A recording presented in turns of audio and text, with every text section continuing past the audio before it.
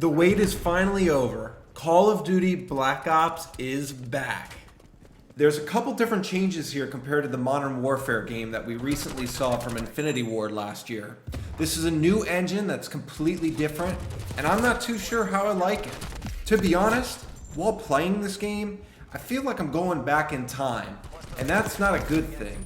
I want to be going forward to that next generation, especially because this is a cross-gen game. I feel like I'm back on my PS3 playing the original Black Ops, and I think I'm going to be saying that a lot in this review of the alpha.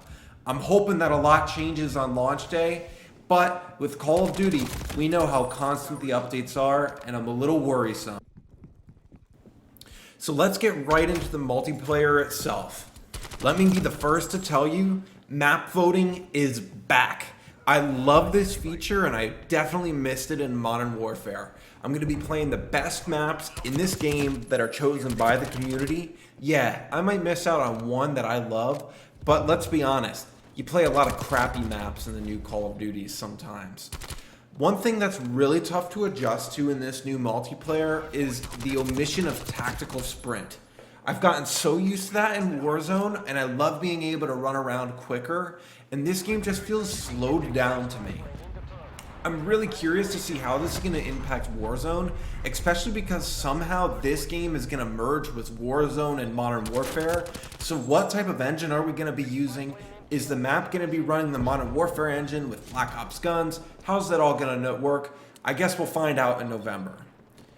The biggest change for me is the TTK. The time to kill feels so much longer in this game, and it almost feels something like in between Call of Duty and Battlefield.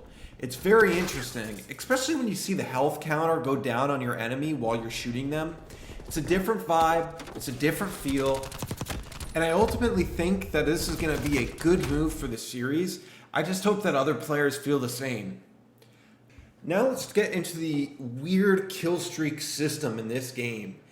Kill streaks are no longer a thing. It's all based on score, and that no longer resets when you die.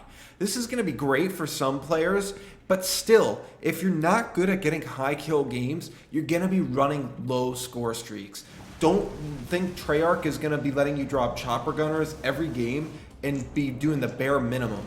I go on 10 kill streaks, and in other Call of Duties, that would be a chopper gunner or close to it, where in this game, I can go 10 kills, and I still won't even pop a chopper gunner in the entire match. That's not a bad thing, but it's just different, especially when you're going off and you just don't feel like it. It's kind of disheartening, too, when you go on a 10 kill streak and you don't get a massive kill streak like you would in the other games. Most of these maps follow a 3-lane design, too. I know that it got a little out of that, and I've been playing a lot of Warzone like most of you, so this is just a different feel. It's classic Call of Duty, and it just, again, feels like a step back in time. No advancement, and it's just holding those chokes again and trying to run a flank route that your enemy is also going up. The other big thing for me is that the doors are no longer openable. This just means that your encounters are going to be more in front of you rather than from the sides. It's going to be tougher to maneuver through buildings, and you're all going to be going through the same choke points.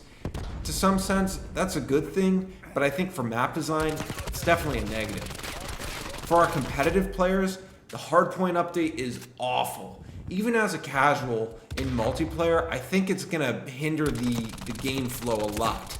Because people are now going to know where the next hardpoint is going, and they're going to be able to set up there. It just changes the design. It's hard to dominate, which is why we all play Call of Duty. We all want to kick some ass, and we all want to kill people more than they kill us.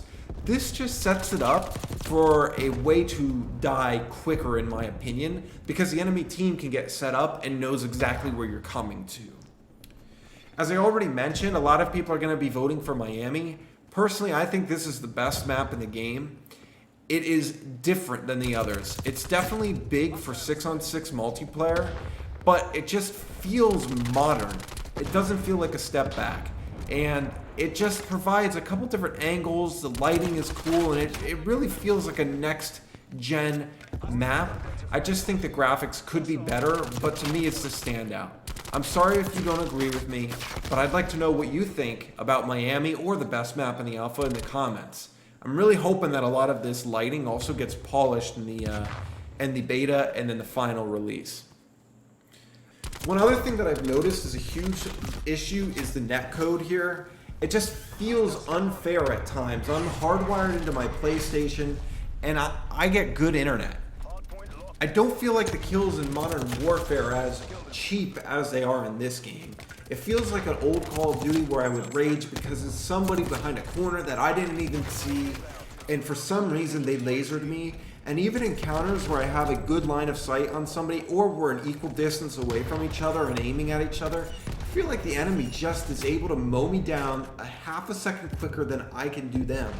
Granted, that's how this game is. You need to kill the enemy. But it just seems like there's more of those unfair moments, especially for those that have good internet and are hardwired. It's just something to think about going into this. Again, the guns feel different than Modern Warfare. This is a good thing, but I just don't know if they hit the mark. They almost feel soft when you're shooting somebody. You don't really feel that contact like you do in the latest Infinity Ward entry into Call of Duty titles.